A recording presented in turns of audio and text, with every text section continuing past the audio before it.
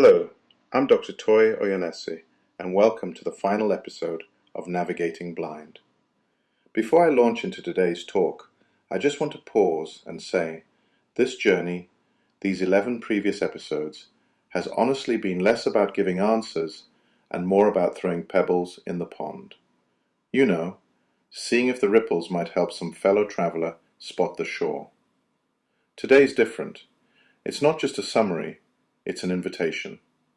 But to get there, let me retrace my own map. I was almost blind until I was 7. Didn't know it. Thought everyone saw the word blackboard as a foggy smear. Survived it by guessing shapes, hoping no one would notice. Then, at 9, my father died. I waited for him to rise, like Lazarus, thinking I'd somehow missed the miracle, just behind another door. My mind pretty much unraveled at 11. Sometimes the world just shatters, and you have to decide what pieces to pick up. So I did, mostly by inventing rules, inventing categories, pretending I could define what exists just to keep moving. By 24, I landed in Canada. 2 suitcases, 1 battered, 1 new. Suddenly, everything I knew about myself evaporated. Back in Ibadan, my name meant something. In Toronto, it meant nothing beyond a pronouncer's nightmare. Security guard by night, medical exams by day, hoping nobody would call on me to spell the names of the diseases. Ankylosing spondylitis. I still get tongue-tied. I can't pronounce it smoothly to this day. That's one of those times a patient corrected me, right there in the exam room. Humbled me. Reminded me how all of us are basically stumbling around, pretending to see clearly when most of us are feeling our way, blind in our own way. So, after 62 years, raising 2 sons, working with thousands of patients, building a life from uncertainty, I can say this much.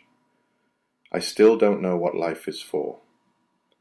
I don't really know if consciousness is what I think it is, some sort of committee meeting inside my skull, or just neurons and luck.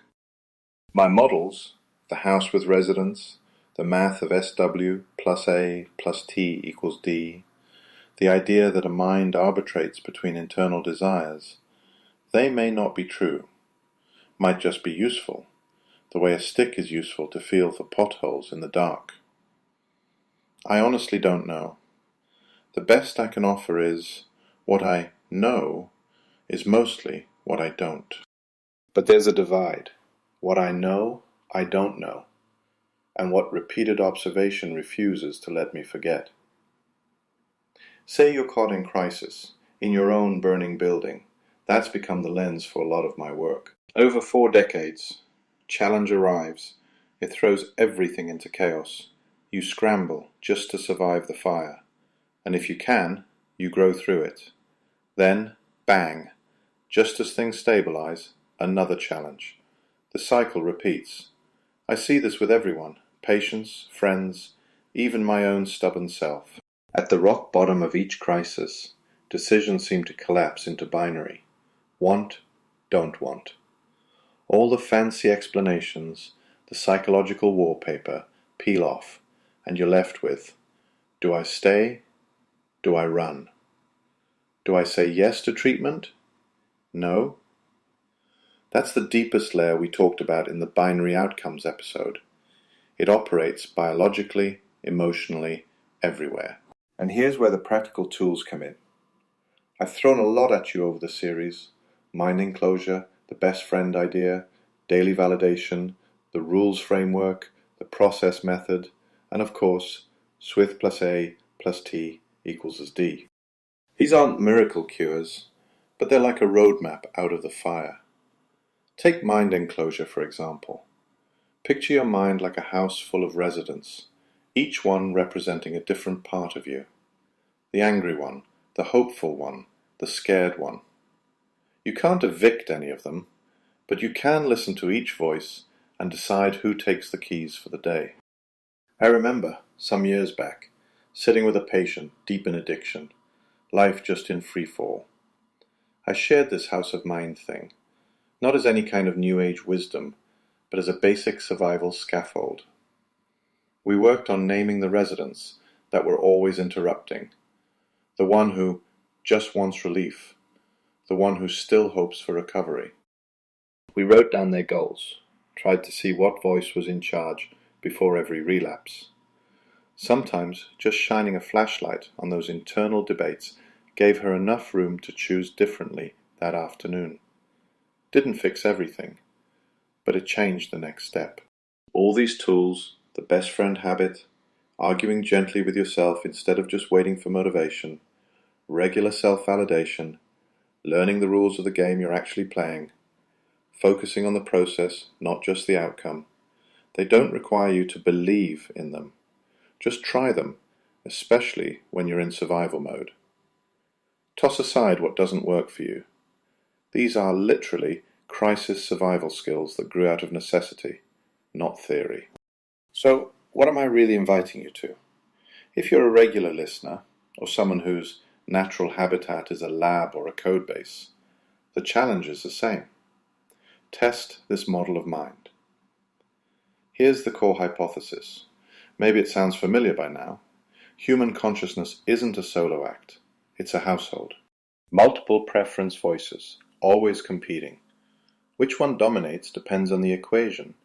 Spoken word plus action plus thought equals direction. Whoever gets the most airtime, the most reinforcement, takes the wheel for that moment. It's like the internal parliament, but with poor Robert's rules of order. And here's a question for the researchers and technologists. If this model is anywhere near correct, shouldn't we try building artificial intelligence that works like this? Not just a single algorithm churning out outputs, but a system with competing residents, a sort of household full of sub-processors, arguing before reaching consensus. AI that debates itself, not just calculates. Maybe that gets us closer to something recognizably human, and not just clever parrot behavior. I want to be clear. I don't know if this is true, but that's why I want it tested, not just believed. Put it to work in your own life if you want. See if giving voice to your residents and adjusting your daily articulation actually shifts your direction. Or, for the data-minded among you, poke holes in the model. Falsify it. Build a different house and see if it works better. All maps are just that, maps, not the territory. Mine helped me avoid a few cliffs. It might, or might not, help you with yours. After all the stories, all the metaphors, all the frameworks, I come back to the same null hypothesis. What I don't know is bigger, wider, deeper than what I ever will. If you're standing at a crossroads, questioning your resources, your clarity, your next move, yeah, you're navigating blind, like all of us. Survive first, then thrive.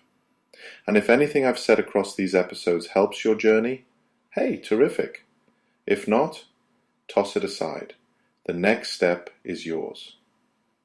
Thank you for traveling this path with me.